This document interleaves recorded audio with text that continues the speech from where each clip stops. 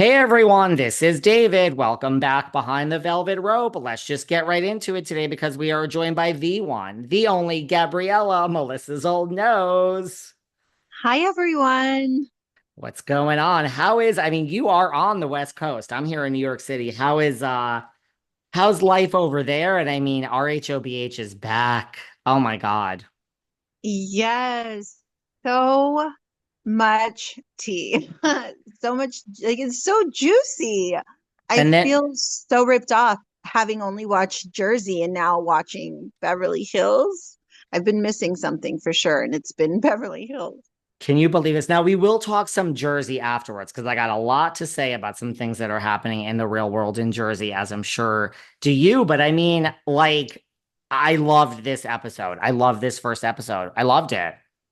Oh my gosh, bombshell. And from the get-go. And that's what I mean. Like, this is what I mean when I say, in our previous episode, I said this show, the substance, it's so juicy, such a bombshell of a show. Like, this is the show out of all the franchises, I believe. Like, this is top tier.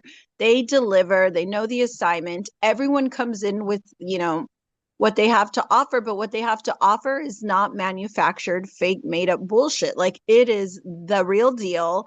It's so juicy. It's just the way they put it together, the music, everything. It's so top tier. I can't say that enough. And I'm so excited to cover this season. There is a lot going on. I'm checking the temperature on social media, and I'm, seeing one same thing over another. And like we said on the previous episode, this season, Dorit is that bitch. She's clocked in, she's here, she's going to deliver, and it's exciting. This is the Dorit that I love. Also when it first starts, like right away, I think with the first or second scene, because you live in LA, like these people all live in different places in LA, but like Sutton, Kathy, and Tilly, they are Bel Air, darling. So I Yes. love right when it starts, when like Sutton's passing Kathy's house and she's like, "Hi, Kathy," goes right to Jen. You're meeting Jennifer Tilly with the rest of us. Obviously, we know who she is. I love the addition of Jennifer Tilly. Love. Yeah. Oh, for sure. And for the people who aren't familiar with the neighborhoods here in Los Angeles, especially Beverly Hills, Bel Air is like that little jewel box within like the sea of jewels. Like, it's that private little exclusive area within tucked away Beverly Hills. And the rich of the rich are there. So when we see her passing Kathy and then she heads to Jennifer's, you're surrounded by money. I It's so love it. fabulous. I love it. So yeah, Dorit comes in hot, right? She comes in hot. This is the Dorit. Like, what is the temperature on social media? You're more into it than me. I saw mixed reviews. Like, are people loving Dorit or Yeah. they Yeah, are? they are. They totally are. They're saying she's arrived, she's back. So a lot of people, what I'm gathering, and really quick, let me stop myself, David. I'm getting a lot of really crazy and wild DMs from people saying, "Why aren't you tweeting?" Because I didn't tweet at all during Beverly Hills. They're like, "Why aren't you, doing what you did for Teresa? Huh? I thought you were working for someone on Beverly Hills." And I just thought, first of all, I don't have a need to tweet for Beverly Hills because what I did for Teresa versus what's going on in Beverly Hills are two different things. I was creating the vibe on social media with Teresa, planting narratives, sticking, manufactured bullshit out there to amplify Teresa and Jen's narrative.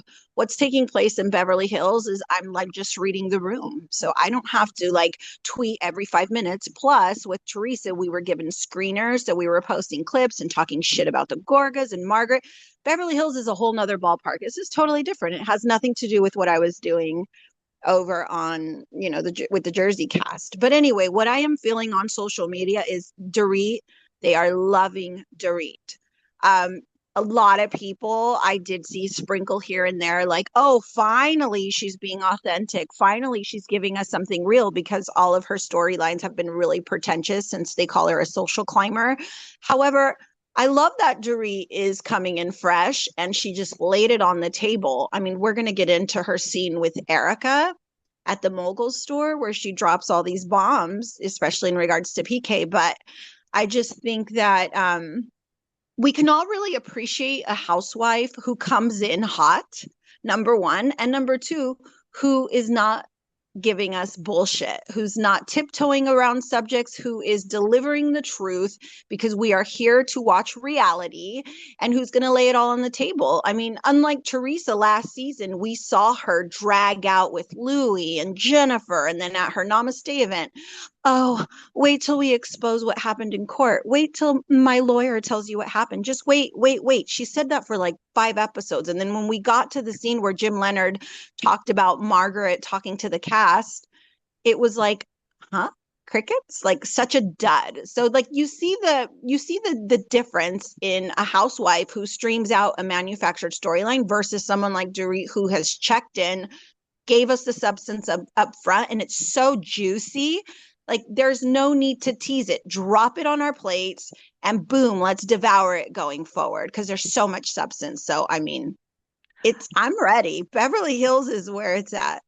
It is. And like, I mean, look, I mean, I might change my tune as the season goes along, but you know what the thing about this is that I realized as I watched it, like, I really like everybody. I mean, there's really nobody on this show right now that I don't like. Now, I might, but like, I like them all. I mean, some more than Same. others, but like, there's nobody that I really have an issue with. Like, I love them all. I think it's all stars.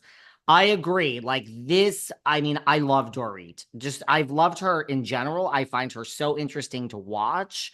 And I am so here for her coming in hot. You Yeah. know, and the thing is, like this scene that you mentioned, like in this store, like the first scene, I like there is something about Erika, like when she says, I have good news and bad news. I don't know. Like, I don't know if you saw like Erika's face, like it turned ghost white. Like this was like in real time. Like Erika was like, what? Because I really don't Yeah. think she knew what this scene was going to No, be. I I mean, think yeah. I think she was genuinely surprised. I mean, she did throw a little shade at BravoCon, but I don't think she really suspected back then when she said that at BravoCon what was really taking place. Because what I am also gathering on social media, David, is people are saying Dorit pretended. She I guess sugarcoated a lot with PK through the past years, made it seem like it was all good and dandy and there was no issues behind closed doors. And they're really just so refreshed by the fact that she threw it out there.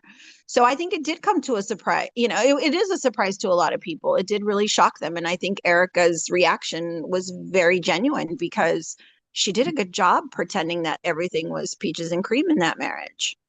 I agree. Right. And like she said that at BravoCon, but like she didn't, you know, she didn't really mean it. I think also that, you know, the last time we saw her, like you watched the reunion last year where she said things are better than ever. So I also like that this is the only franchise so far that is breaking the fourth wall. You know, like normally they say like, well, in New York, like Salt Lake is even doing that. You know, like, well, when we were last in New York, like you were in New York for the reunion, just call it what it is. I actually Yeah. like that they're saying